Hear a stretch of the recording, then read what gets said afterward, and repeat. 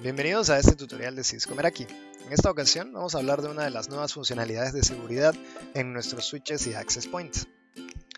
Históricamente las políticas de seguridad se han basado en direccionamiento IP y en puertos que definen dentro de una lista de control de acceso qué dispositivos pueden conversar con qué otros dispositivos, con qué aplicaciones, ¿no? Lo que nos lleva a listas de control de acceso extremadamente largas y difíciles de manejar, que típicamente a la hora de replicarlas a múltiples sitios lo que vamos a hacer es un copy and paste de un archivo de configuración y nos vamos a llevar configuraciones seguramente que ni siquiera necesitamos a otro dispositivo, ¿no?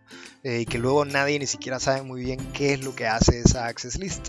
Y esto no escala muy bien con un incremento en los usuarios, ubicaciones y aplicaciones, ¿no? Cada uno de los cuales puede ser que tenga un requerimiento muy particular en su uso.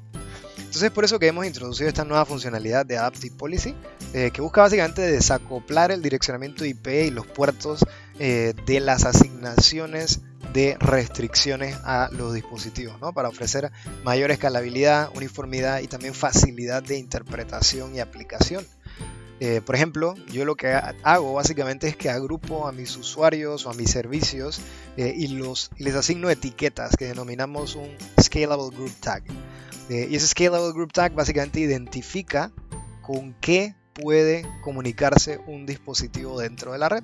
Por ejemplo, hemos definido aquí que los administradores de TI tienen el permiso de comunicarse con servicios internos y con dispositivos de infraestructura, pero no son capaces de hablar con dispositivos de IoT. También hemos definido que los empleados tienen permiso únicamente de comunicarse con los servicios internos, pero no con dispositivos de infraestructura ni con dispositivos de IoT.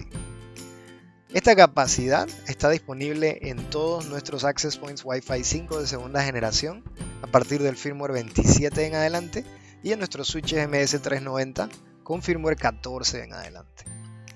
Entonces yo lo único básicamente que hago es que defino estas etiquetas y estos grupos y una matriz que diga quién puede hablar con quién, pero de una forma muy resumida y muy fácil de interpretar. Y esta política se define una vez a nivel de organización y se puede replicar a decenas o cientos o miles de sitios remotos, ¿no? Lo que facilita muchísimo esa entrega y ese mantenimiento.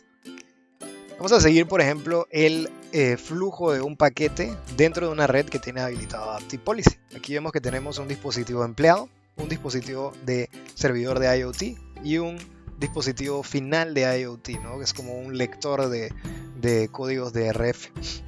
Entonces hemos definido que los empleados pueden comunicarse entre sí y con los servidores de IoT, pero no pueden comunicarse con los dispositivos de IoT. Hemos dicho que los dispositivos de IoT solo pueden hablar con los servidores de IoT y los servidores de IoT pueden hablar con lo que sea. Le hemos asignado la etiqueta 4 a los empleados, la 10 a los dispositivos de IoT y la 11 a el servidor de IoT. Entonces cuando un empleado trata de comunicarse con un dispositivo de IoT, ese paquete entra al switch y el switch lo reconoce como un empleado y le asigna la etiqueta 4. Luego el switch busca dónde está ese dispositivo de IoT y él sabe que ese dispositivo está en el puerto que lo lleva al access point, pero aún no sabe qué etiqueta tiene el dispositivo de IoT, por ende lo manda hacia el access point. Ese paquete viene impreso con ese campo que llamamos el SGT.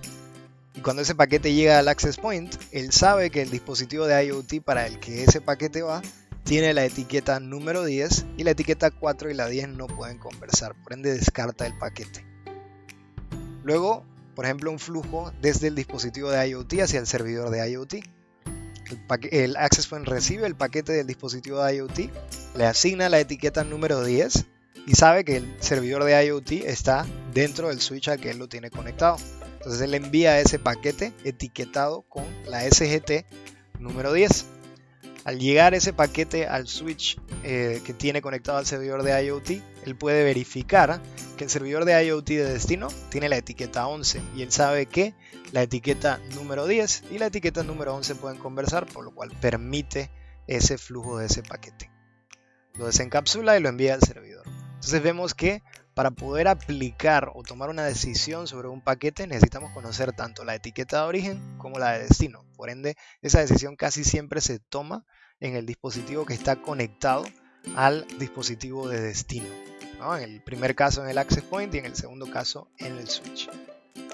Ahora vamos a pasar al dashboard de Meraki para ver un poco cómo se configura y cómo funciona esto de Adaptive Policy.